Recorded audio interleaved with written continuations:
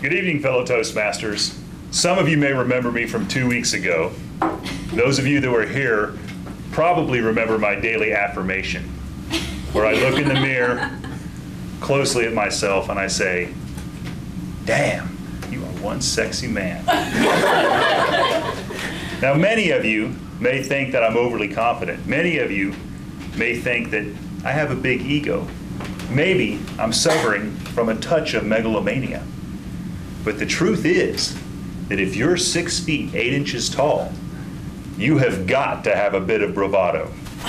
There are thousands of little Napoleons in the world, men shorter than you, in more ways than one, that will take advantage of you if you don't. They expect the elephant to swagger.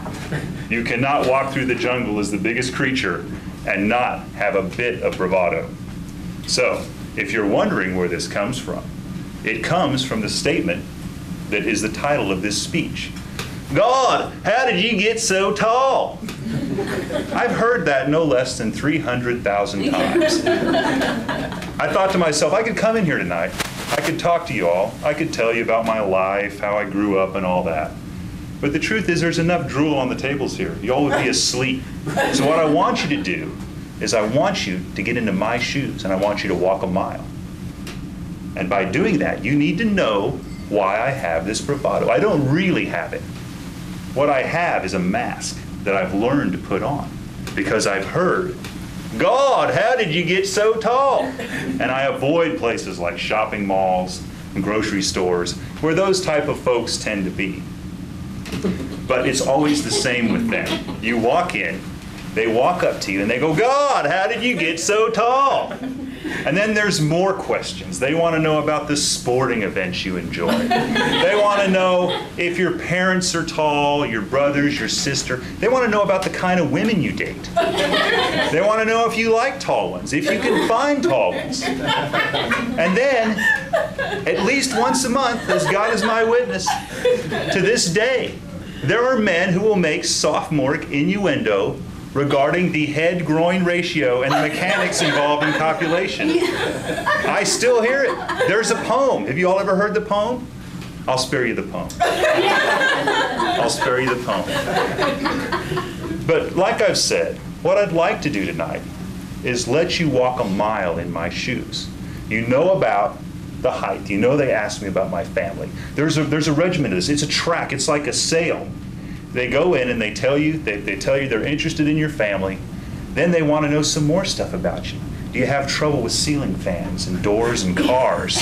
They realize at some point they're upsetting you, okay? And then they're there, "Hey, I think it's great. I think it's great you're tall. I think it's..." About 5 times in the statement they'll say this, okay? And then towards the end, after they've realized that they've robbed you of 5 minutes of your time and dignity, they offer you some secret advice. Something you would have never deduced on your own. Something like, "Women really like tall men." Or, "Put some foam in the front of your hat in case you hit your head on the door." Stupid stuff. They offer this up. It never, I swear you wouldn't believe it. But all of you normals, you know, you can't understand. Like I said, you've got to have the bravado. And that bravado is what insulates you from these folks. Because I can walk up with the Samuel L. Jackson Pulp Fiction look on my face when I walk through the mall. You know, the one right before he lays down the law? "And I shall strike down upon thee with great vengeance." And I walk into them. When I walk through the mall, I'm like this. You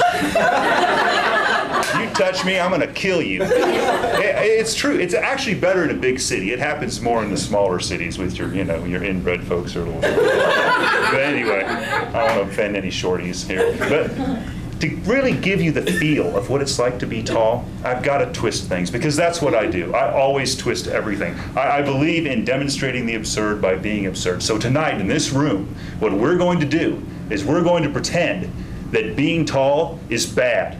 I want you to imagine that every person in this room is 6 feet 8 inches tall and skinny as a rail, and that everyone out there in the world is. And tonight only here in this room, it's going to be a wonderful thing to be morbidly obese.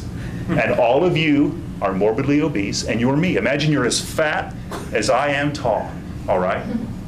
And all of you are going to be me, but fat. You're going to walk a mile in my shoes. However, my shoes don't fit. That's why I have to twist this. They won't fit you. Now, here we go. God, how did you get so fat? You are huge. How fat are you? I can't hardly get my arms around you.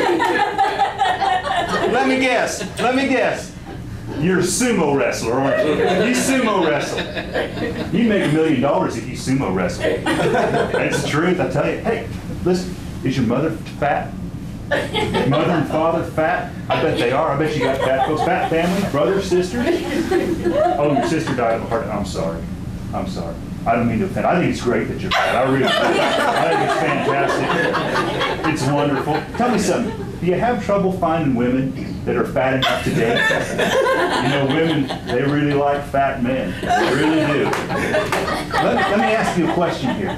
When you're with a woman who's not quite as fat as you know what I'm talking about. A woman who's a little less fat than you are. Do you have a lot of problem with that, you know what I'm talking about? That belly flatulence. You know what I mean?